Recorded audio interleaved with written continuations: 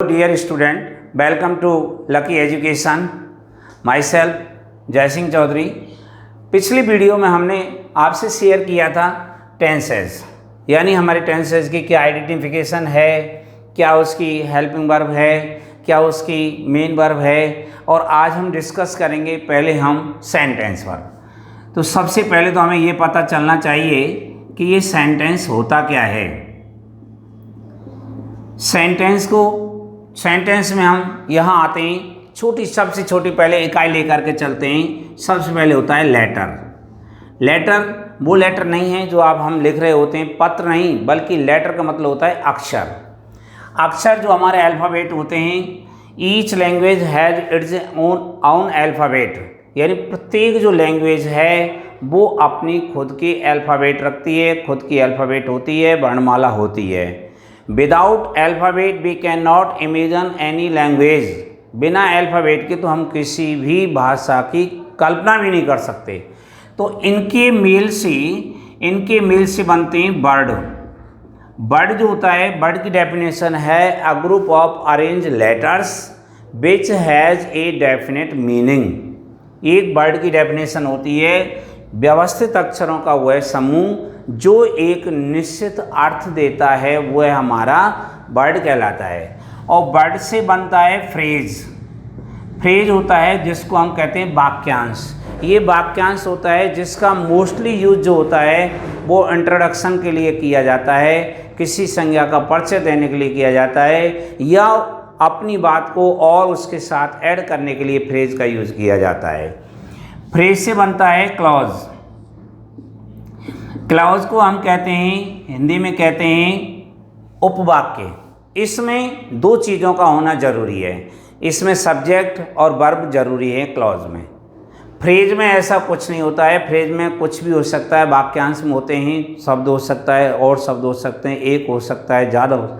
ये फ्रेज हैं। इसमें एक वर्ड है उसको फ्रेज नहीं कहेंगे, बल्कि इसमें कम से कम 2 या 3 या 4 शब्द होते हैं, ज़्यादा शब्द नहीं होते। इसके बाद आता है हमारा क्लॉज, और क्लॉज के बाद में फिर बनता है, क्लॉज के बाद में आता है हमारा सेंटेंस। तो यहाँ पर हमें सेंटेंस जो है क्लॉज का बड़ा भाई है सेंटेंस, और सेंटेंस से बन जाता है पैराग्राफ, और पैराग्राफ से बन जाता है चैप्टर, चैप्टर से बुक वगैरह जो हमारे हो जाते हैं। तो हमें यहाँ आना है पहले सेंटेंस पर। सबसे पहले हमें सेंटेंस की डेफिनेशन मालूम होनी चाहिए। तो उसकी डेफिनेशन है a group of arrange words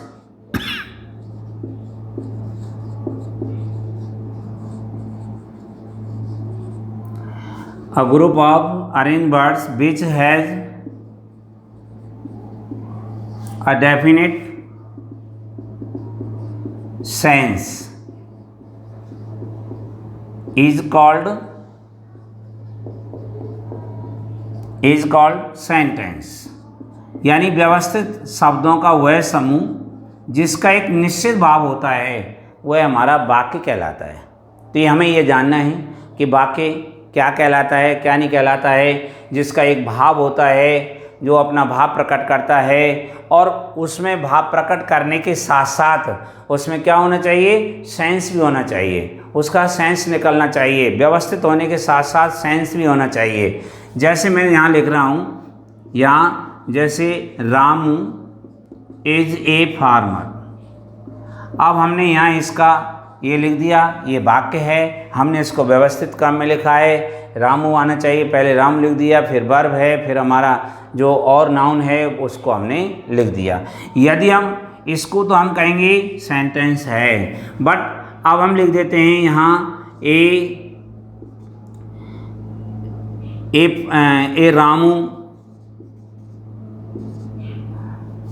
Ramu farmer is. अब ये जो आ रहा है, अब हैं तो वही शब्द हैं, परंतु इनको क्या है, ये व्यवस्थित नहीं है, तो हम इसको सेंटेंस नहीं कह सकते हैं। इसको सेंटेंस नहीं कहा जा सकता है। इस बात का ध्यान रखें। व्यवस्थित होनी चाहिए और उसका एक डेफिनेट सेंस भी निकलना चाहिए, वो हमारा होता है सेंटेंस। सेंटेंस ये हुआ हमारा। उसके बाद अब हम आते हैं यहाँ पर सेंटेंस के बाद में हमें ये जानना है कि सेंटेंस होते हैं तो कितने प्रकार के होते हैं। तो यहाँ देखिए हम लेते हैं type of sentence. Type of sentence कितने प्रकार के होते हैं, कितने प्रकार के नहीं होते, वो हमें देखने हैं। Types of sentence.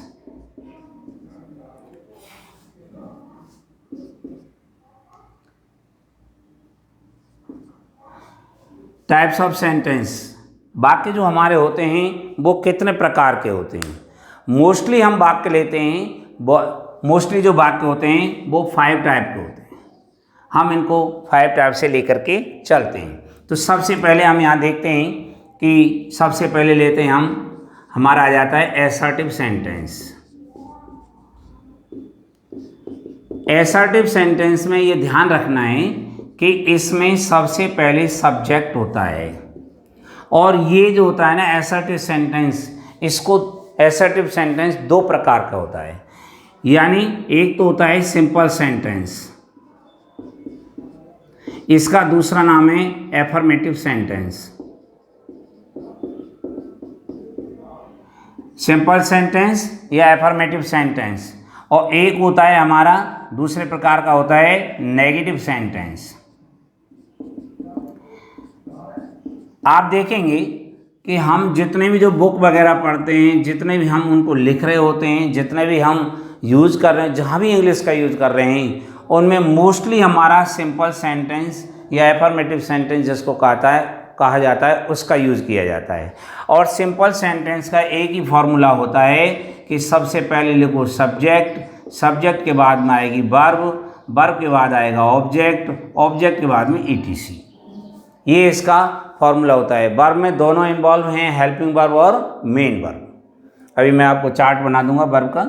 इसके बाद यहाँ आते हैं हम ये नेगेटिव में, सबसे पहले सब्जेक्ट, सब्जेक्ट के बाद में यहाँ हेल्पिंग वर्ब, हेल्पिंग वर्ब में यहाँ यदि नॉट आ रहा है तो हेल्पिंग वर्ब मस्ट है, नॉट नहीं आ रहा है तो कोई ज़रूरी नहीं है कि हेल्पिंग वर्ब आएगी। वो टेंस के ऊपर डिपेंड करता है कि उस टेंस में नॉट के आने पर हेल्पिंग वर्ब आती है और नॉट के नहीं आने पर हेल्पिंग वर्ब नहीं आती है। जैसे हमारा प्रेजेंट इंडेफिनिट और पास्ट इंडेफिनिट। इसके बाद नॉट के बाद मेन वर्ब, नॉट है, हेल्पिंग वर्ब है, नॉट है, नहीं है, इस बात से कोई मतलब नहीं, यहाँ पर मेन वर्ब जरूर आएगी। तो ये हमारा नेगेटिव सेंटेंस का हुआ है। तो ये जिसमें साधारण रूप से किसी बात को सहज भाव से कह दिया जाता है, उसमें किसी प्रकार का कोई ना प्रश्न किया जाता है ना कोई और बात की जाती है, सहज भाव से प्रकट कर दिया जाता है, वो हमारा होता है सिंपल सेंटेंस। और जिसमें किसी कार्य का ना होना बताया जाता है वो होता है हमारा नेगेटिव सेंटेंस। ज़्यादातर हम इन्हीं का यूज करते हैं सिंपल सेंटेंस का। और इसके लिए एक ही बात ध्यान रखो, कर्ता क्रिया कर्म और वाक्य हो जाएगा नर्म। ये हमें ध्यान रखना है, कर्ता लिखना है, क्रिया लिखनी है, कर्म लिखना है, इन 3 चीज़ों को बैठा लो, उसके बाद हमारा वाक्य ईजी हो जाता है, नर्म हो जाता है, आगे हम उसको ईजी गोइंग लिख सकते हैं। उसमें आपने थोड़ा बहुत भी आगे पीछे शब्दों को कर दिया है तो इतना गौर नहीं किया जाता है। बट यहाँ पर आपने यदि शब्दों को इधर उधर कर दिया, जहाँ सब्जेक्ट प्लेस है वहाँ सब्जेक्ट नहीं लिखा, आपने ऑब्जेक्ट लिख दिया तो गलत हो जाएगा। आपने सब्जेक्ट प्लेस से वर्ब को ला के लिख दिया तो गलत हो जाएगा। तो हमें इनका क्रम ध्यान रखना है। सबसे पहले सब्जेक्ट लाना है, उसके बाद वर्ब लिखनी है, वर्ब के बाद ऑब्जेक्ट लिखना है। इन बातों का विशेष ध्यान रखें। दूसरी बात होती है हमारी, दूसरे प्रकार के होते हैं इंटरोगेटिव। ये इंटरोगेटिव सेंटेंस जो होते हैं यानी प्रश्नवाचक वाक्य।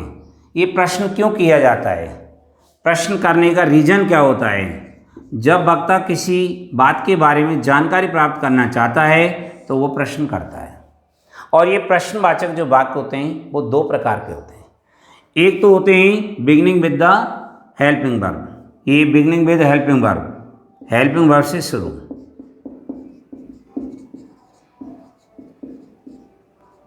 हेल्पिंग वर्ब से शुरू। इनमें आपको ध्यान रखना है कि हेल्पिंग वर्ब से कौन से वाक्य शुरू होंगे, कौन से नहीं होंगे, उस बात का हमें ध्यान देना है। वो देखिए वो कौन से हो सकते हैं। जैसे हम हिंदी बोल रहे होते हैं, हिंदी में सबसे पहले शुरू में आपने क्या बोला है वो तो ये समझ लो कि हमारा वाक्य इंग्लिश में हेल्पिंग वर्ब से शुरू होगा। हिंदी में सबसे पहले क्या और इंग्लिश में सबसे पहले हेल्पिंग वर्ब। ये क्यों किया जाता है? इसको कब करेंगे? जब वक्ता किसी क्रिया के होने या ना होने के बारे में जानकारी प्राप्त करता है तो हमारा वाक्य जो होता है वो हेल्पिंग वर्ब से शुरू किया जाता है। और इसमें आपको क्या करना है, हेल्पिंग वर्ब से शुरू होने वाले में सबसे पहले हेल्पिंग वर्ब लिखनी है अकॉर्डिंग टू टेंस। जो हमारा टेंस है, जिस टेंस के हिसाब से आया है उस हिसाब से हेल्पिंग वर्ब लिखनी है। उसके बाद में सब्जेक्ट लगाना है, सब्जेक्ट के बाद में मेन वर्ब लिखनी है, मेन वर्ब के बाद में ऑब्जेक्ट, ऑब्जेक्ट के बाद में ईटीसी और पीछे मार्क ऑफ इंटरोगेशन यानी प्रश्नवाचक चिन्ह लगाना है। इसके बाद यहाँ पर हम देखते हैं ये WH वर्ड से शुरू होने वाले beginning with the WH word, हमारे WH वर्ड हैं जिनको हम कहते हैं प्रश्नवाचक शब्द। WH वर्ड से शुरू प्रश्नवाचक शब्द से, प्रश्नवाचक जो वाक्य होते हैं उन्हें हम कब शुरू करते हैं? प्रश्नवाचक वाक्य को शुरू करेंगे जब वक्ता किसी क्रिया के होने का समय, स्थान, रीजन यानी कारण, उसके होने का तरीका, उसको करने वाला जिसके लिए कर रहा है उसको, उसकी संख्या, उसकी मात्रा, उसकी दूरी, यानी तो सारी चीज़ों के बारे में नॉलेज लेता है, सारी चीज़ों के बारे में जानकारी प्राप्त करता है, तो वो हमारा होता है, वो उस वाक्य को हम शुरू करते हैं WH वर्ड से। तो WH वर्ड का सबका अलग अलग अर्थ होगा। जैसे हमें टाइम के बारे में जानना है तो वहाँ पर व्हेन से शुरू करेंगे, हमें प्लेस जानना है तो उसको हम वेयर से शुरू करेंगे, हमें रीजन जानना है तो उसको हम वाई से शुरू करेंगे, हमें उसका तरीका जानना है उसको हम हाउ से शुरू करेंगे। तो ये WH वर्ड का वो होता है। सबसे पहले हम यहाँ लिखेंगे WH वर्ड, यानी जो हमारे हिंदी वाक्य में प्रश्नवाचक शब्द आ रहा है उसके लिए कौन सा WH वर्ड यूज किया जाएगा उसको सबसे पहले लिखेंगे। उसके बाद में आएगा आपका हेल्पिंग वर्ब, हेल्पिंग वर्ब बाद में सब्जेक्ट, सब्जेक्ट के बाद में मेन वर्ब, मेन वर्ब के बाद ऑब्जेक्ट, ये लिखा जाएगा। ऑब्जेक्ट बाद में अन्य और पीछे प्रश्नवाचक चिन्ह। तो ये मैंने आपको बताए दो प्रकार के, आपको एक तो बता दिया असर्टिव, एक हो गया इंटरोगेटिव। असर्टिव सेंटेंस जो है वो भी दो प्रकार का होता है, सिंपल और नेगेटिव, दोनों अलग अलग हैं। सिंपल कब होगा? जब हम किसी बात को सहज भाव से, बिना किसी रुकावट के, बिना किसी प्रश्न पूछे हुए, बिना कोई काम की मना किए हुए सहज भाव से प्रकट कर देते हैं, वो हमारा सिंपल सेंटेंस होता है, जिसका फॉर्मूला ये होता है कि कर्ता, क्रिया, कर्म और वाक्य हो जाएगा नर्म। इन चीज़ों को हमें ध्यान रखना है कि सबसे पहले सब्जेक्ट बैठाना है, फिर वर्ब बैठानी है, फिर ऑब्जेक्ट लेना है। और जिस वाक्य में क्रिया का ना होना बताया जा रहा हो, नहीं हो रही है, उसमें हमें नॉट का यूज़ करना है। ये बात ध्यान रखना कि जहाँ मना हो रही है वो ज़रूर नहीं है कि नॉट से हो। और भी नेगेटिव वर्ड है हमारे, नो है, नेवर है, नन है, नथिंग है, नो वन है, नो बॉडी है, बहुत सारे शब्द हैं जो हमारे नेगेटिव हैं। नेगेटिव वर्ड को हम यूज़ करेंगे और नेगेटिव वर्ड का यूज़ कर रहे हैं तो उन्हीं से हमारा नेगेटिव वाक्य हो जाता है। इसके बाद आता है इंटरोगेटिव। इंटरोगेटिव जो होता है वो दो प्रकार का होता है, एक तो हेल्पिंग वर्ब से शुरू होने वाला, एक WH वर्ड से शुरू होने वाला। हेल्पिंग वर्ब से जो शुरू होता है उसमें सबसे पहले हेल्पिंग वर्ब होती है। अच्छा, हेल्पिंग वर्ब से हम वाक्य को कब शुरू करेंगे? मैंने आपको बताया कि जब वक्ता किसी क्रिया के होने या ना होने के बारे में जानकारी प्राप्त करता है तो वो उस वाक्य को हम हेल्पिंग वर्ब से शुरू करेंगे। और उसमें ध्यान रखना है कि हिंदी वाक्य में सबसे पहले क्या होगा। जब हिंदी वाक्य में सबसे पहले क्या हो तो उस वाक्य की हम हेल्पिंग वर्ब, उस वाक्य को इंग्लिश जो है हेल्पिंग वर्ब से शुरू करेंगे। इसके बाद यदि वक्ता किसी क्रिया के होने का समय, स्थान, रीजन, तरीका इत्यादि बातों को जानकारी करता है तो उसको वो WH वर्ड से शुरू करेगा। और जब वाक्य WH वर्ड से शुरू होगा तो जो शब्द हमारा जिसके बारे में जानकारी ले रहा है वही WH वर्ड हमें यहाँ यूज़ करना है। उसके बाद helping verb, helping verb subject, subject verb main verb first form, फिर ऑब्जेक्ट, ETC। ये हमें ध्यान रखना है। तीसरे प्रकार के आते हैं हमारे इम्पेरेटिव सेंटेंस। इम्पेरेटिव सेंटेंस का कब यूज किया जाता है और कब नहीं किया जाता वो बात देखिए। सबसे पहले इम्पेरेटिव सेंटेंस को हम हिंदी में कहते हैं आज्ञा सूचक वाक्य। इसको हिंदी में कहते हैं हम विधि सूचक वाक्य, और इसको हिंदी में कहते हैं प्रश्नवाचक वाक्य,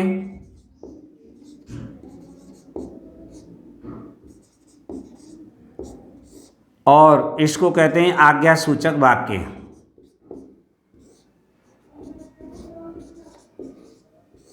आज्ञा सूचक वाक्य, इनमें क्या होता है, जब वक्ता किसी कार्य को खुद ना करके, किसी कार्य को खुद नहीं कर रहा है, श्रोता को यानी सामने वाले को करने का आदेश दे रहा है, आदेश दे रहा है, सलाह दे रहा है, या किसी कार्य करने की मनाही कर रहा है, या उससे निवेदन कर रहा है, ऐसे कोई काम कर रहा है, तो उसमें ये हमारे जो वाक्य होते हैं वो इम्पेरेटिव होते हैं। और इम्पेरेटिव वाक्य में मेन वर्ब की फर्स्ट फॉर्म सबसे पहले लिखी जाती है, इसके बाद ऑब्जेक्ट etc। ये ध्यान दें आप, इसमें सबसे पहले सब्जेक्ट आ रहा था, देख लो दोनों प्रकार के में सब्जेक्ट है, इसमें सब्जेक्ट से पहले हेल्पिंग वर्ब आ रही है, और इसमें सबसे पहले मेन वर्ब आ रही है, मेन वर्ब की फर्स्ट फॉर्म। ये हमें अलग अलग अंतर ध्यान रखना है, इनमें अलग अलग अंतर कैसा है, इसमें अलग अंतर है, इसमें अलग है, इसमें अलग है। ये स्ट्रक्चर होती है हमारे आदेश और सलाह वाले वाक्य की। यदि वाक्य में निवेदन किया जा रहा है तो इनके साथ में प्लीज़ काइंडली सर मैडम आ जाते हैं निवेदन के लिए, प्लीज़ है, काइंडली है, सर है,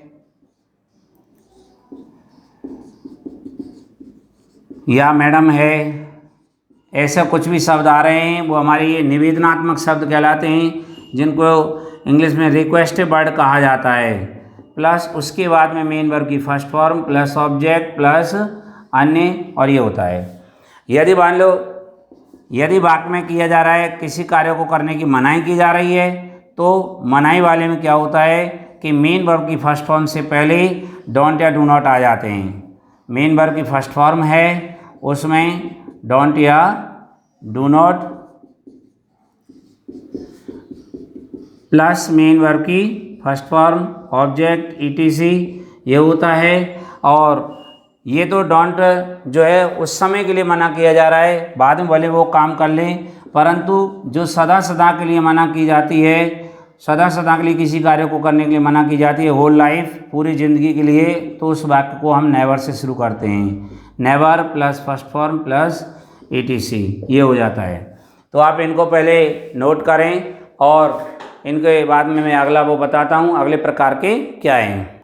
अब हम आते हैं अगले प्रकार के फोर्थ टाइप। अगला है हमारा एक्सक्लेमेटरी सेंटेंस,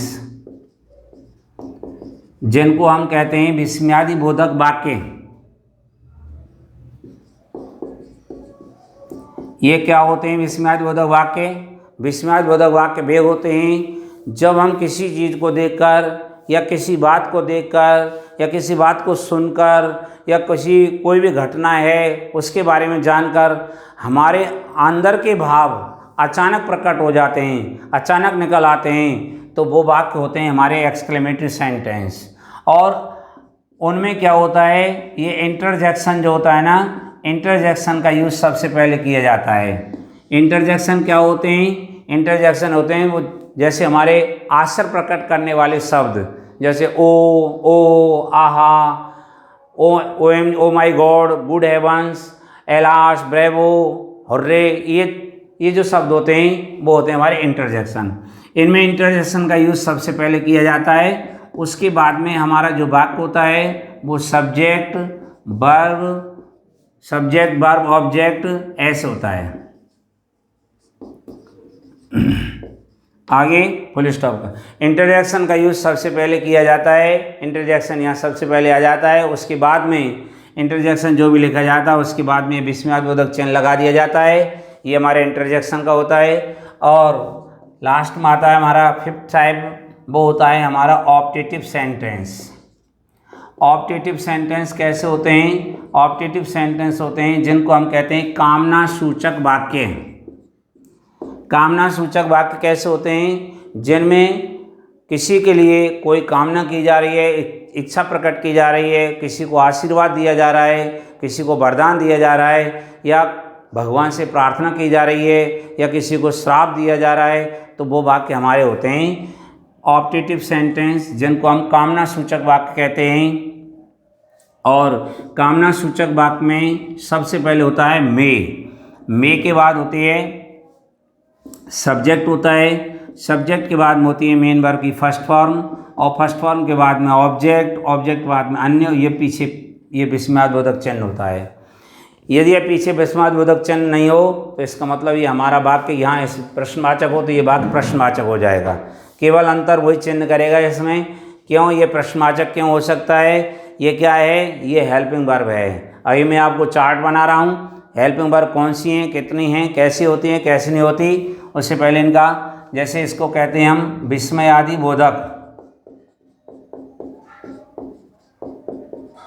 विस्मयादिबोधक वाक्य, और इनको कहते हैं हम कामना सूचक वाक्य। ये हमारे जो वाक्य हैं वो वाक्य के प्रकार मैंने आपको बताए, ये वाक्य के प्रकार हैं जिनमें से हमें ज़्यादातर जो यूज़ करना है वो करना है सिंपल सेंटेंस का यूज़ करना है। अब मैं आपको डिस्कस करता हूँ पहले वर्ब के बारे में, वर्ब क्या है क्या नहीं है वो देखिए आप। वर्ब को लेते हैं हम सबसे पहले वर्ब मतलब क्रिया। क्रिया होती है दो प्रकार की। एक हम सबसे पहले लेते हैं जिसको हम कहते हैं ऑक्सिलरी वर्ब।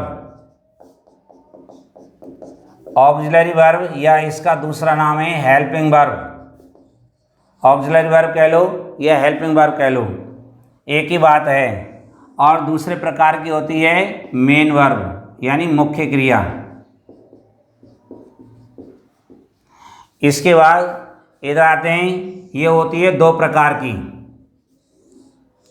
एक तो होती है प्राइमरी वर्ब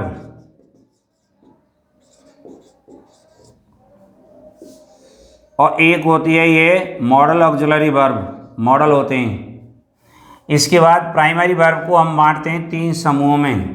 ये तीन समूह होती है, एक तो होता है डू ग्रुप, एक होता है हैव ग्रुप और एक होता है बी ग्रुप।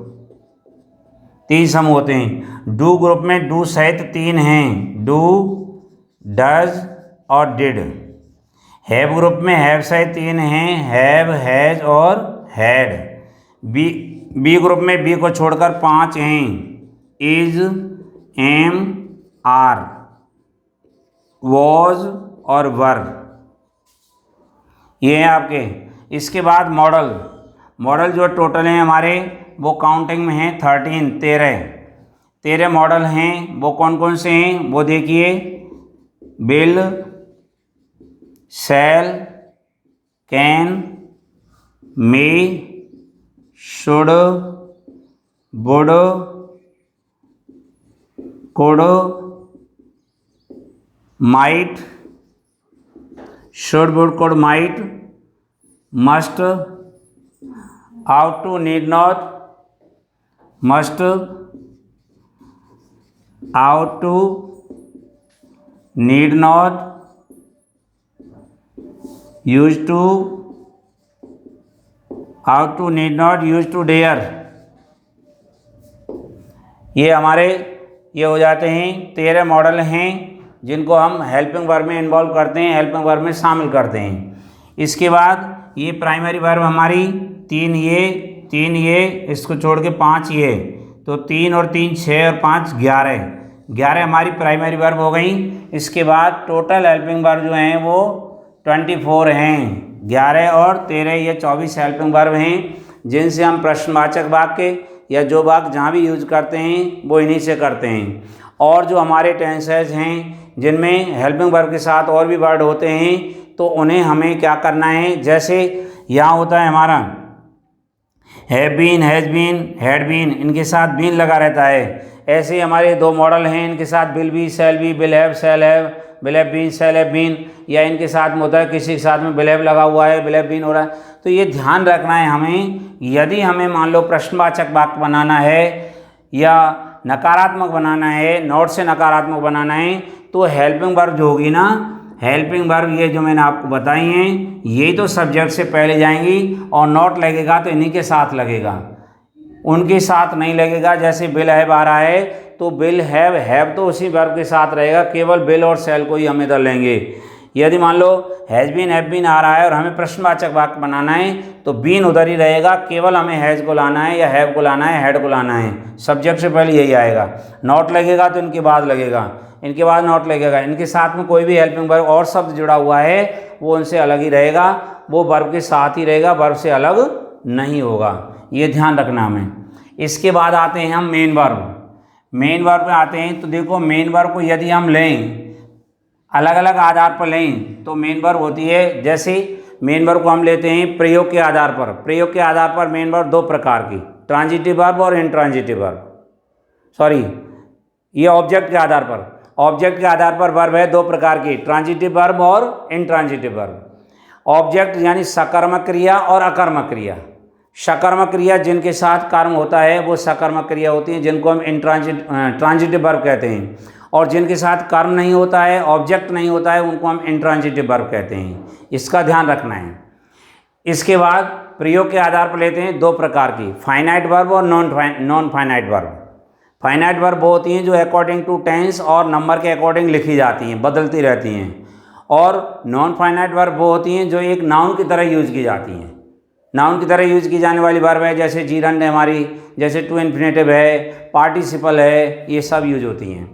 इसके बाद आती है हमारी वर्ब फॉर्म बनाने के आधार पर। फॉर्म जो हम बनाते हैं वर्ब की form, first form, second form, third form, form बनाने के आधार पर भी वर्ब दो प्रकार की, वीक वर्ब और स्ट्रॉन्ग वर्ब। वीक वर्ब वो होती हैं जिनकी सेकंड और थर्ड फॉर्म बनाने के लिए डी या ईडी जोड़ दिया जाता है, वो वीक वर्ब होती हैं। और जिनकी सेकंड फॉर्म अलग है, थर्ड फॉर्म अलग है या फर्स्ट फॉर्म अलग है, कम से कम दो फॉर्म अलग हैं, वो हमारी स्ट्रॉन्ग वर्ब होती है। तो यहाँ वर्ब का टाइप नहीं पूछेगा, यहाँ जो काम आएगी वो आपको मैं बता रहा हूँ। मेन वर्ब जो होती है वो ज़्यादा ज़्यादा 5 फॉर्म में होती है। सबसे पहले होती है हमारी फर्स्ट फॉर्म। फर्स्ट फॉर्म को हम प्रेजेंट फॉर्म कहते हैं। फर्स्ट फॉर्म को प्रेजेंट फॉर्म कहते हैं। नंबर 2 पे आती है सेकंड फॉर्म, इसको हम पास्ट फॉर्म कहते हैं। नंबर 3 पर आती है थर्ड फॉर्म, इसको हम परफेक्ट फॉर्म के नाम से जानते हैं। ये परफेक्ट फॉर्म है और ये ध्यान रखना परफेक्ट टेंस में इसका यूज किया जाता है। इसके बाद फोर्थ आती है हमारी फोर्थ फॉर्म जो है उसको कहते हैं हम एम फर्स्ट में आईएनजी। ये फोर्थ फॉर्म है जिसको हम जीरंड के नाम से जानते हैं। और लास्ट में आती है हमारी फिफ्थ फॉर्म। फिफ्थ फॉर्म है टू के साथ में फर्स्ट फॉर्म, इसको हम इन्फिनेटिव के नाम से जानते हैं। इन्फिनेटिव के नाम से जानते हैं। ये हमारी 5 फॉर्म हुई जिनका हम यूज़ करते हैं। तो ये आप लोगों को मैंने जो सेंटेंस है, सेंटेंस का टाइप शेयर किया, सेंटेंस के बारे में बताया, वर्ब के बारे में बताया आपको, वर्ब कैसे होती है कैसे नहीं होती। तो आज के वीडियो में हम इतना रखेंगे। Thank you.